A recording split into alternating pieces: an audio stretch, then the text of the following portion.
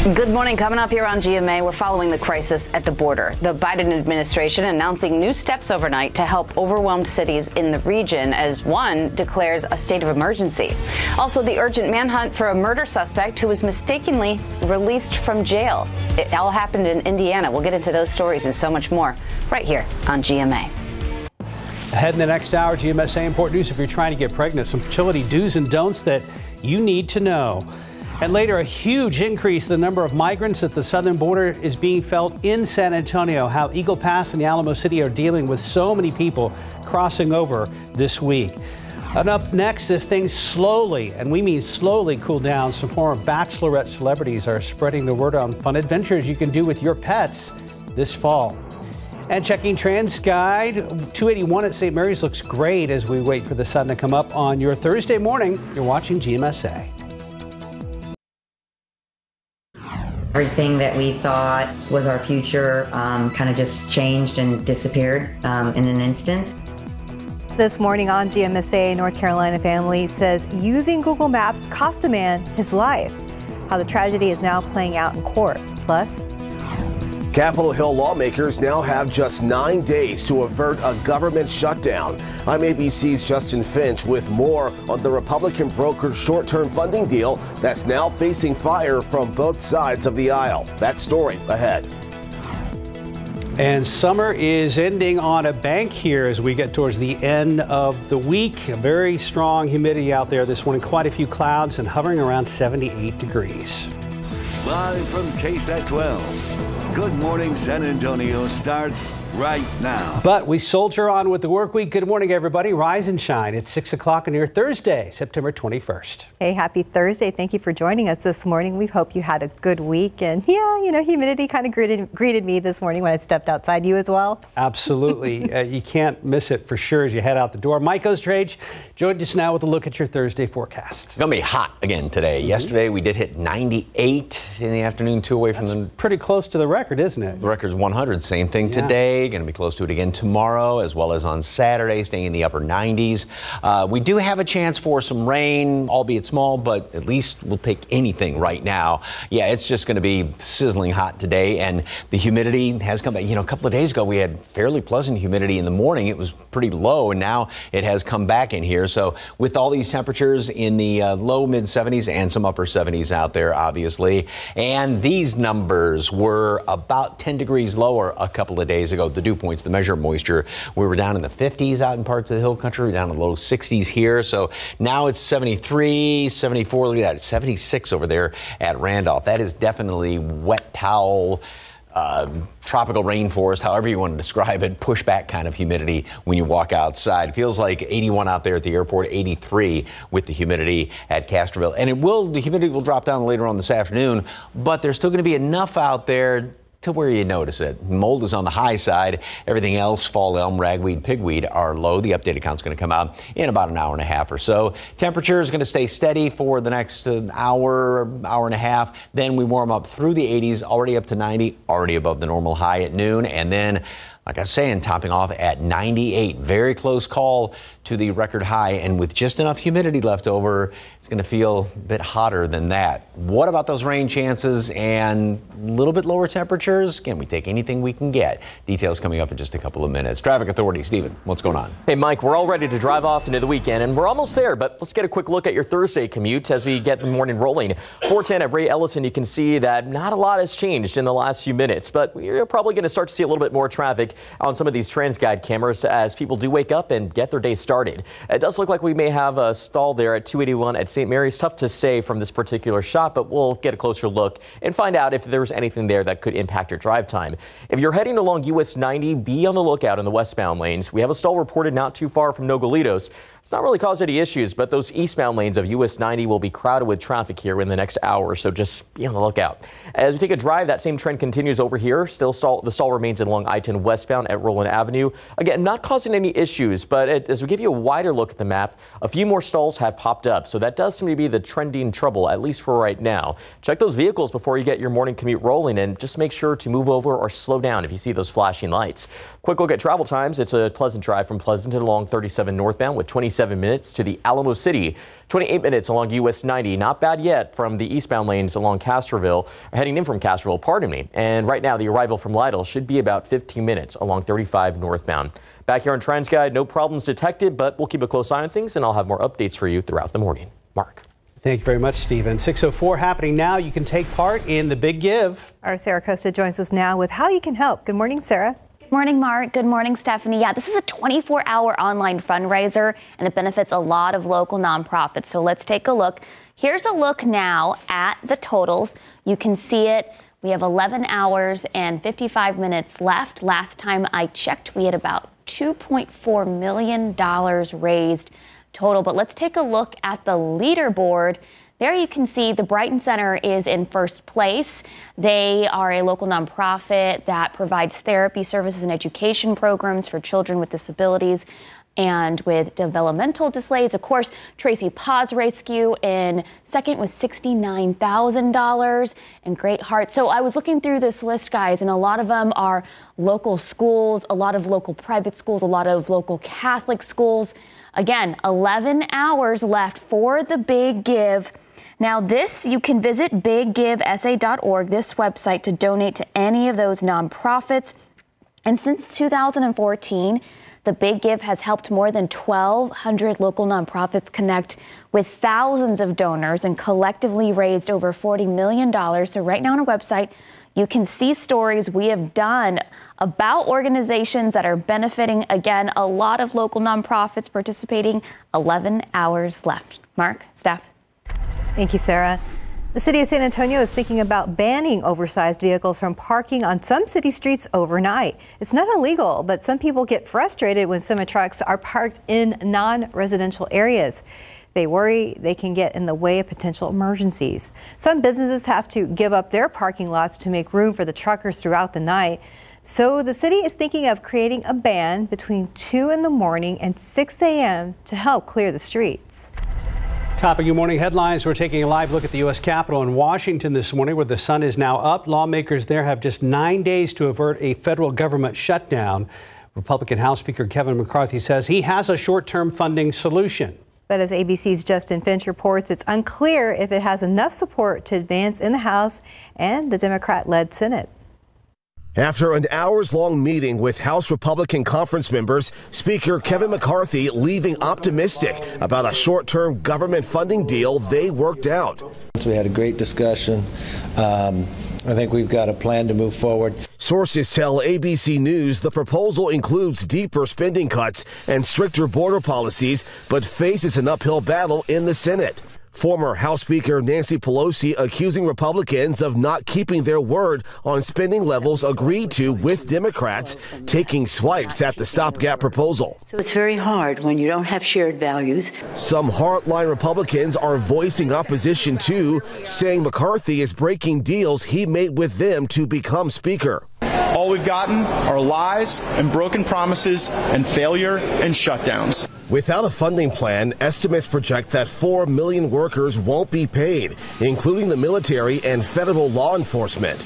Speaker McCarthy says he intends to hold House members in Washington until at least Saturday, as that September 30th funding deadline looms. President Zelensky is leading a country that is right at the forefront in the fight for democracy and the fight for what is right, and we need to support it. New funding for Ukraine's fight against Russia also a sticking point in the Capitol Hill spending debate, with many Republicans now opposed.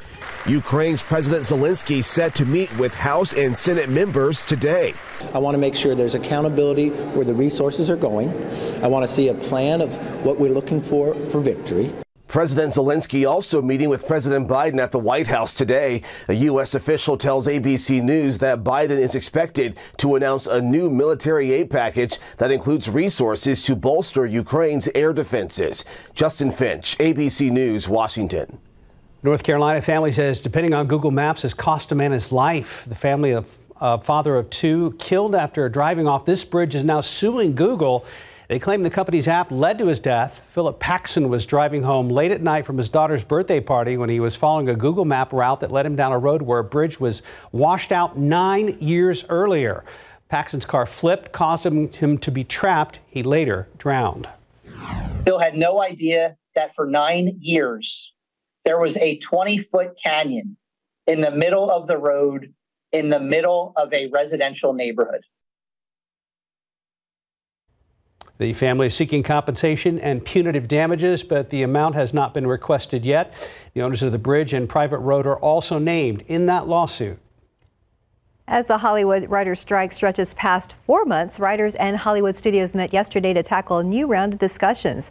Following the sit-down, the heads of the studios and the Writers Guild issued a rare joint statement to say another meeting is scheduled for today. Writers are asking for a raise in wages among a long list of other demands.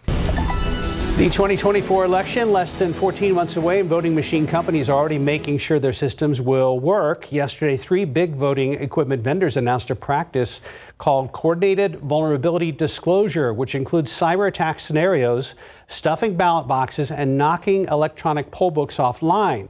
The goal was to see if they could break into these systems in any way. The vendors say they're already making tweaks to their security protocols in response to those tests. Time now, 6:10 and 78 degrees for now. Still to come on GMSA, Airbnb says it's cracking down on fake listings that cause major problems for customers. We'll explain what's going on before 6:30. And after the break, as things slowly cool down, some former Bachelorette celebrities are spreading the word on some fun adventures that you can do with your pets this fall. Back outside with Live Cam, it's a muggy morning out there, but we are one day closer to the weekend and one day closer to the official beginning of autumn. You're watching GMSA. Welcome back. It's 6:14. So as things slowly start to cool down, former Bachelorette favorites JoJo Fletcher and Jordan Rogers are helping spread the word on adventures you can do with your pets this fall. As seasons change, the health and safety of your animal needs to change as well, right? So the couple has released the Everyday Adventure Guide. That guide focuses on 4 points: setting a daily routine to engage your pets in play, seeking out seasonal activities, and keeping your pets healthy and fueled with proper foods, and remembering to play with your pups. Now, the couple made a decision to come up with this guide because of their love for their dogs, Jackson and Jagger. One way they follow the Everyday Adventure Guide is by taking their pups to the beach. Thankfully, we live near a beach, and when we take our dogs to the beach, they lose their mind. It's like seeing them. I mean, it's the most unbelievable thing you see. They'll freak out, they'll run crazy, we look they'll up get and the Jagger zoomies. is 200 yards down the beach just chasing a bird that he'll never catch. They live for the water, so definitely probably the beach. And you can read more about the Everyday Adventure Guide on our website at ksat.com. 6:15, time to check traffic with Stephen Cavazos. Thankfully, it won't be too much of an look outside. There you go. 281 at the quarry. As we get a look here at TransGuide, things are just moving, but traffic's definitely picking up out there. We're getting closer to a busy time there at 37 at Jones Avenue, but nothing too major which slow folks down. 35 at Space Center, traffic is moving without any trouble, but we're starting to see some stalls. US 90 westbound at Nogalitos is still lingering around, and not too far from there, we're taking a look at I-10 westbound at Roland Avenue. Really, that has only been the trending problem, is a lot of these stall vehicles that are out there, but be on the lookout later tonight. As we remind you, Loop 1604, we still have the North Expansion project taking place. Bridge work will continue up until September 24th. Remember, this begins at midnight and should wrap at 12 in the afternoon. But those closures will be in place for 4 weeks. What we'll see out there is a westbound to eastbound turnaround long-term closure at Loop 1604 and Northwest Military Highway. Had to drive by there yesterday and was caught in traffic as usual. But if you scan this QR code, you can avoid all that mess. We have a full article that breaks down what the 1604 expansion project is all about, how long it's going to take, and what you need to know before you go. Whole lot of other closures happening in and around our area, so scan that QR code and know before you have to go. Thank you, Stephen. Who wants to drive this morning? Who wants to drive the All of bus? us? Yeah, The bus? we'll drive the bus. Yeah. I didn't know if anybody in particular wanted to drive it, so. Okay. We got some clouds hanging around here, 76 degrees this morning, and then later on today, 98. Nope. No. Same reaction. No. You can say no all you want to. That's what it's going to be. And then we'll feel a little bit hotter than that just because we'll have some leftover humidity later on this afternoon as well. No. Well, look, there's a sign of fall, though. Oh, that's true. We'll take it. A lone acorn. A lone acorn. Going to be a roasted acorn, I'll tell you that. But thank you very much. Really neat looking picture. Appreciate that one. All right, we do have some clouds hanging around here this morning. They've kind of moved in a little bit earlier than even the past few mornings. Climate Prediction Center going into the last couple of days of September, so late next week, going in toward next weekend and the first part of October, and pretty much a push, 50-50 chance of seeing somewhat normal precipitation for that time period. And as far as temperatures, still leaning toward the hot side of things, good chance of being on the above normal side. Precipitation may bump a little bit, or at least there's that chance of it going in toward, again, the the first couple of days of October, but still everything is pointing to leaning toward above normal temperatures. Now, that doesn't mean we're still going to be staying, obviously, in the upper 90s, but with the normals by the end of the month being in the mid-upper 80s, we'll still be kind of on the warm side of things. Yesterday, we did hit 98 degrees, high temperature, 2 away from the record. It did hit 100 in New Braunfels. A lot of triple digits, as you would expect over there by the Rio Grande Valley, and that's going to be the situation again today. 98 out there at the airport. There will be a lot of triple digits here and there in your backyard. We're going to be hitting some triple digits as well. Officially out at the airport, the count is still at 74 from this summer, but it'll be real close calls if we hit 75 the next 75 days, the next couple of days. We got a couple of clouds hanging around here right now. Notice how everything still up to the north of us, and still this almost straight west to east zonal pattern. There's a low trying to develop up there in the Pacific Northwest. That's the one that we are going to be watching to kind of push that front in our vicinity. Not really through, yeah, we'll come through here, but not what you would hope. It is chilly up there, 43 degrees right now at Cut Bank. And again, there's that big low. That's just going to sort of traverse the northern tier of the United States. It has that front associated with it. That front is going to slowly kind of edge its way down in our direction. As it gets closer, it will touch off a couple of showers, maybe a couple of thunderstorms late Sunday, a little bit better chance on Monday. Not everybody's going to be seeing rain, unfortunately. And yes, this will sort of meander around the area, I guess the best way to put it. Not really a good push of any fallish cold air, but at least it's going to push temperatures down a little bit into the low 90s. 98 today, tomorrow 97 on Saturday. Each and every day for the next 3 days, very close to respective record high temperatures. Fall, of course, begins just before 2 o'clock in the morning on Saturday, in name only. 96 on Sunday, a couple of showers possible in the afternoon. A little bit better chance of rain on Monday. Even a couple of heavier downpours can be expected around the area on Monday, or are possible, I should say, and then low 90s by the middle part of the week. Happy fall, y'all, on Saturday. Yes, but I don't even know if a card would help out with this one if you got it. Probably not. Thank you, Mike. 620, 78 degrees. And just ahead, several major authors are suing OpenAI, the creator of ChatGPT, for copyright infringement for using their books to train AI models. That's next in your GMA First Look. Kayaking is my thing. Running is awesome. But her moderate to severe eczema would make her skin so uncomfortable. I was always so itchy, especially when I was hot. Now my skin doesn't itch as much. Now we're staying ahead of her eczema. There's a power inside all of us to live our passion, and Dupixent works on the inside to help heal your skin from within. It helps block a key source of inflammation inside the body that can cause eczema, so they can have clearer skin and less itch. Serious allergic reactions can occur that can be severe. Tell your doctor about new or worsening eye problems, such as eye pain or vision changes, including blurred vision, joint aches and pain, or a parasitic infection. Don't change or stop asthma medicines without talking to your doctor. Healing from within is a wonderful thing. Ask your child's eczema specialist how Dupixent can help heal their skin from within. A deadly house fire, 5 lives lost.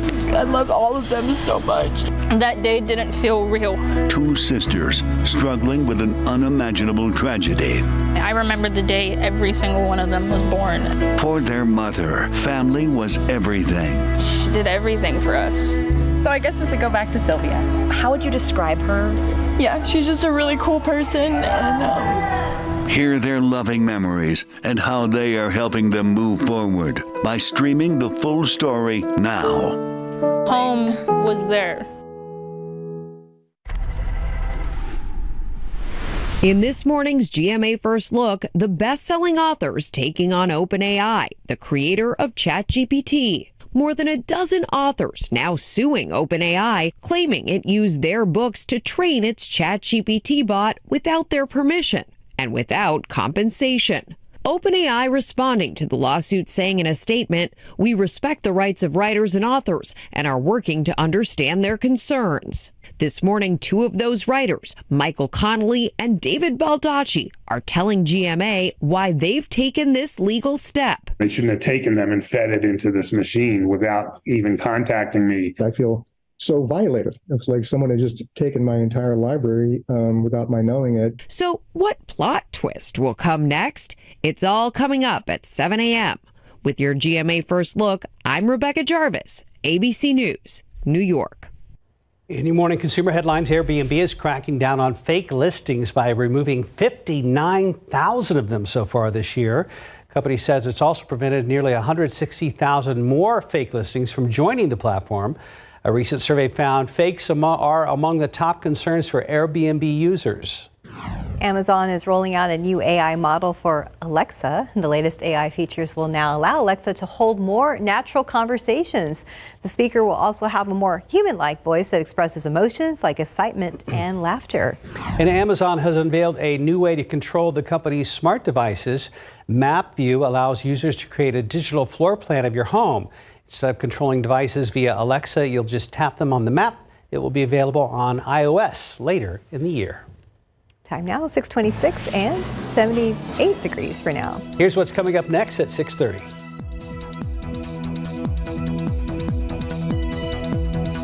A huge increase in the number of migrants at the southern border is being felt here in San Antonio.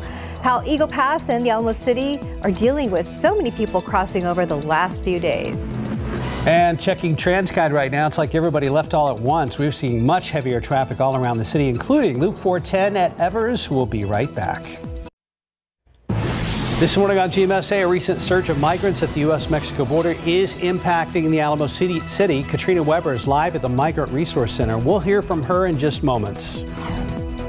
And let's look out there with live cam. If you haven't stepped outside yet, prepare for that humidity, especially if you have that AC running pretty hard inside your house. And a good morning to you at 6:30 on your Thursday. It's September 21st. Happy Thursday. Thanks for joining us. We are getting closer to the official start of fall. It may be 97 degrees that day, but it's coming close.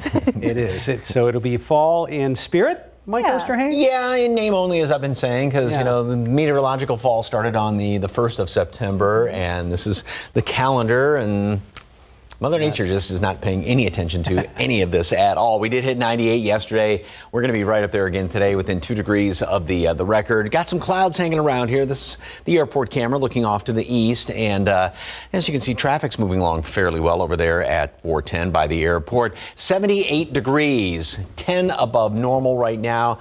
Dew point stands at 73, so enough humidity, as we were talking about, that you are definitely going to notice it when you step outside this morning. And there's somewhat of a heat index as well, so it feels like 81 at the airport, 82 Castroville, and about mid to upper 70s elsewhere. So not ridiculously high humidity, but again, enough.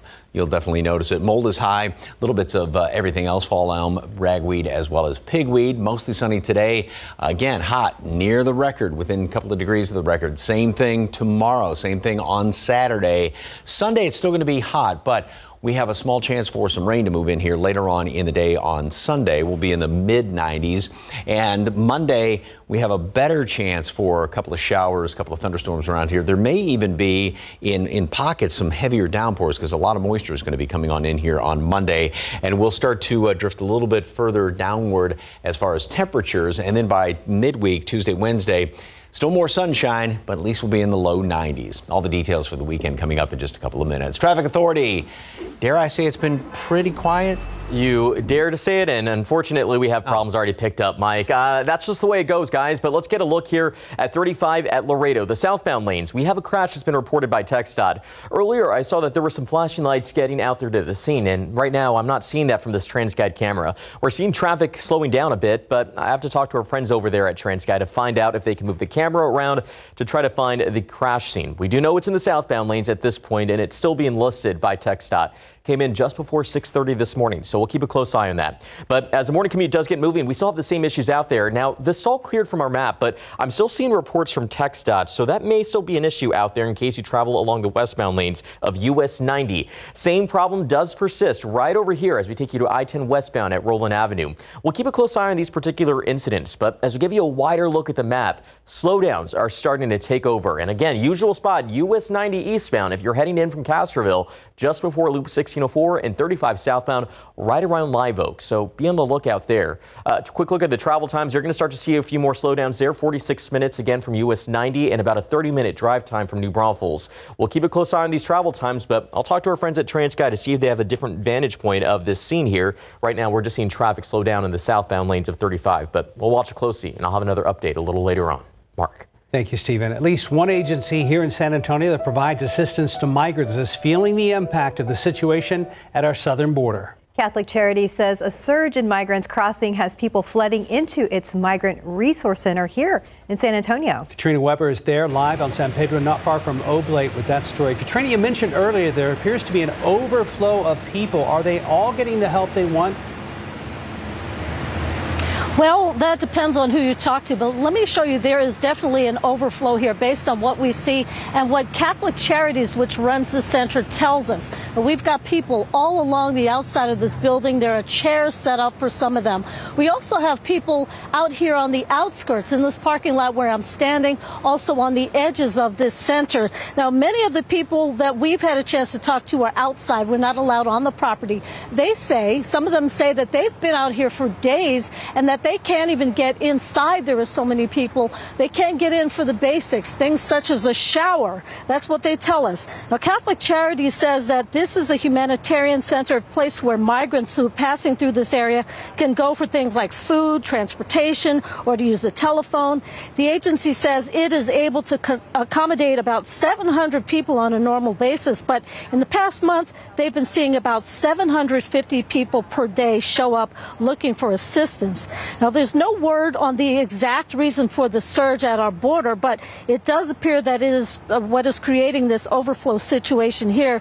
Now, the people who I talked to here on the outskirts of the center say they're not sure when they'll even get a chance to go inside. And for some of them, they are just making their living quarters here on the sidewalk, some of them sleeping here all night. So an overcrowded situation at this particular center, according to what we've been told, it is a result of what is happening at the border. Reporting live on the north side, Katrina Weber, KSAT 12 News. So as you just saw in Katrina's live report, we are definitely seeing the migrant impact here, and border cities are reporting a surge of migrants, even declaring an emergency. Meanwhile, the Biden administration is clearing the way for Venezuelan migrants to get work permits. Sarah Costa joined us now here in the studio with more. Sarah?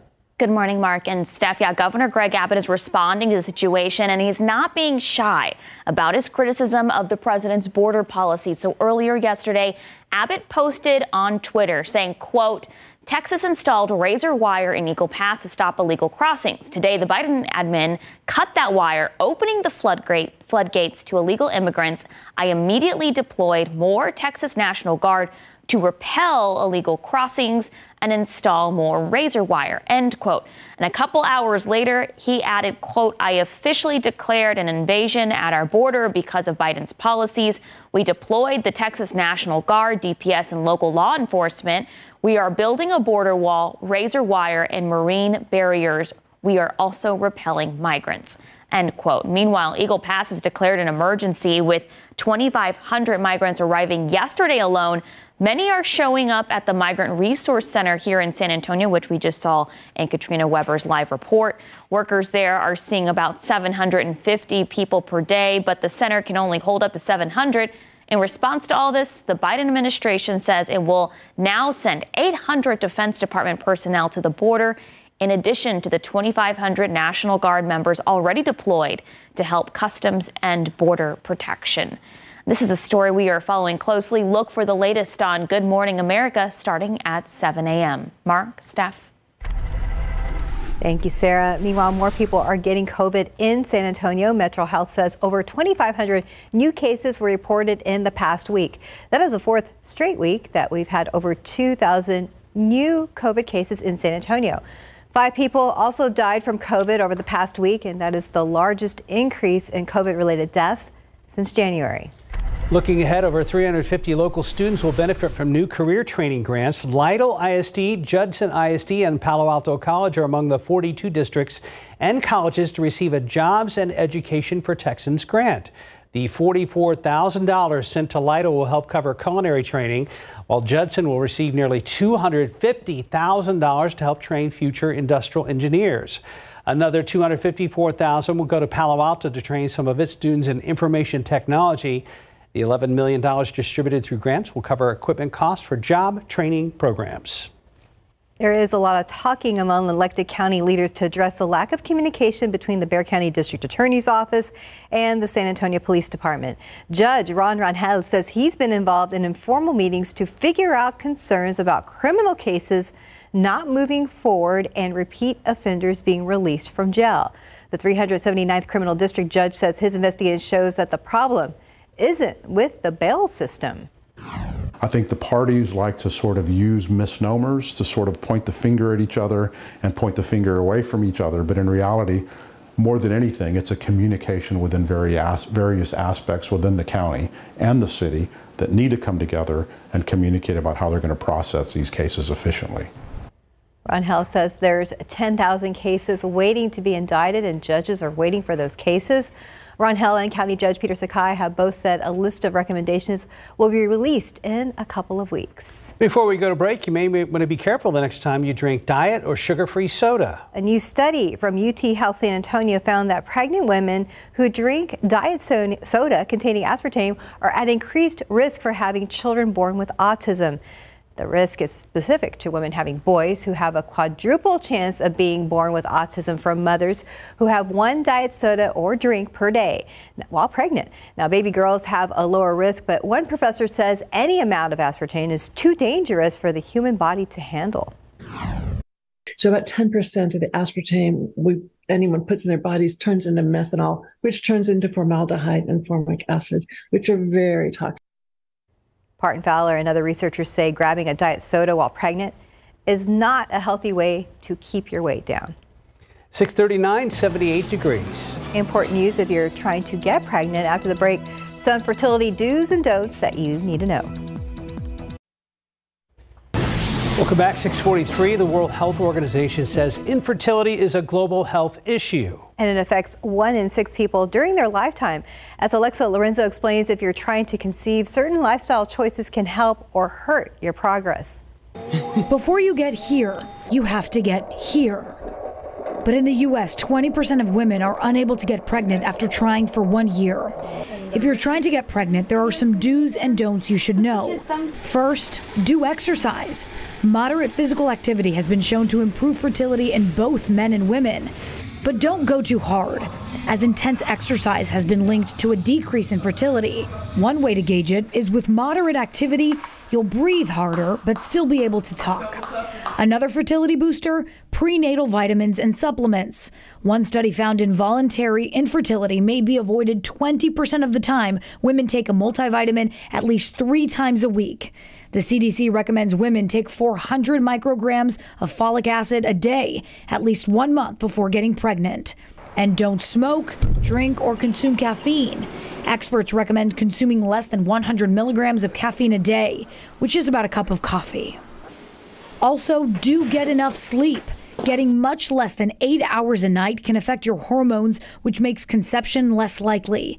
Lastly, do pay attention to your diet. Generally, you'll want to consume more whole, unprocessed foods and include lots of fresh veggies, fruits, lean protein, and whole grains. With the fertility do's and don'ts you should know about, I'm Alexa Lorenzo reporting.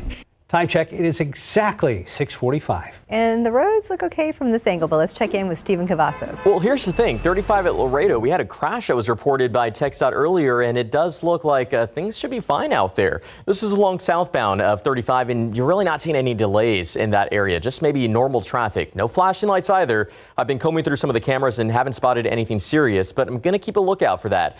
We have it reported near Laredo Street, and there is a little bit of a buildup in the southbound lanes, but it's not too concerning. Another issue has popped up, though, as we take a drive over here along Loop 410 northbound at South Cross Boulevard.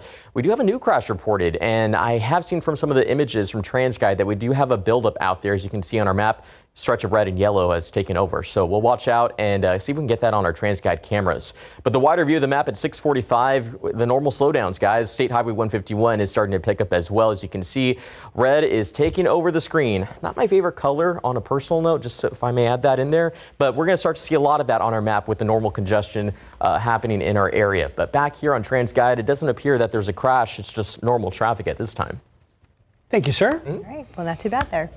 You know, since the heat is still around, we might as well continue to talk about summer, right? So, not only did we were talking about this 74 days that we hit triple-digit temperatures, but also going back through the meteorological summer all the way back into June, we had many, many individual daily record high temperatures. Oh my gosh, look at just ouch. Look at that. So in the month of August, that was just about 14 days. So almost half of the month, you hit record high temperatures, 26 all told. I am leaving for all of August next year. And July. Well, I'd love to, but I can't take that much time off. And of course, yesterday we were close to the record high temperature. Today we're going to be close to it. Same thing tomorrow as well as on Saturday.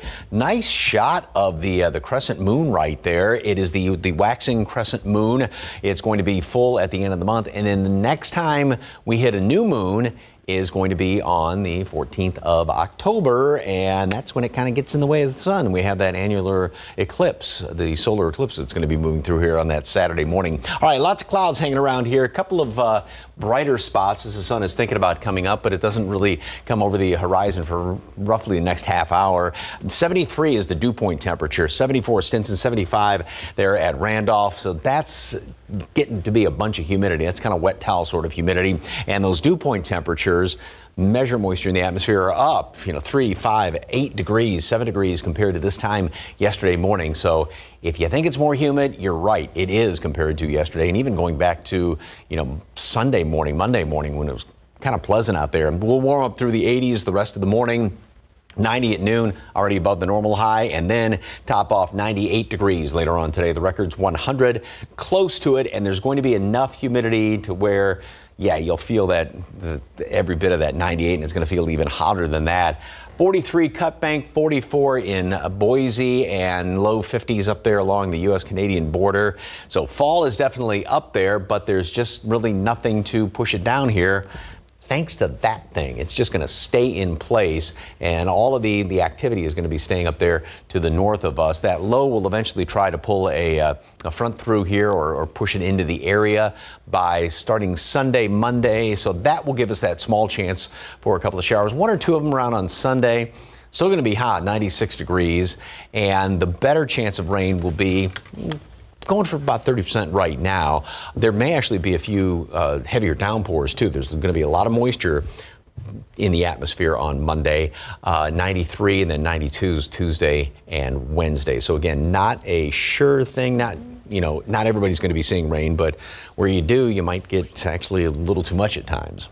Or maybe cloud cover for those of us who don't the get cloud rain. cover is going to help out with temperatures as well, too. Yeah. I'm waiting for a message from our boss to say there's no way you're getting off all of August next year.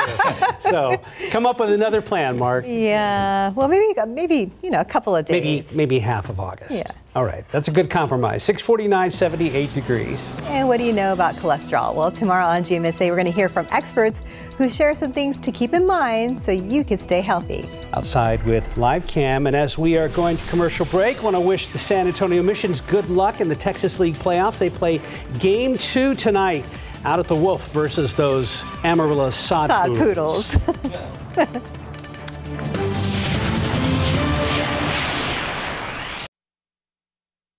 Streaming now.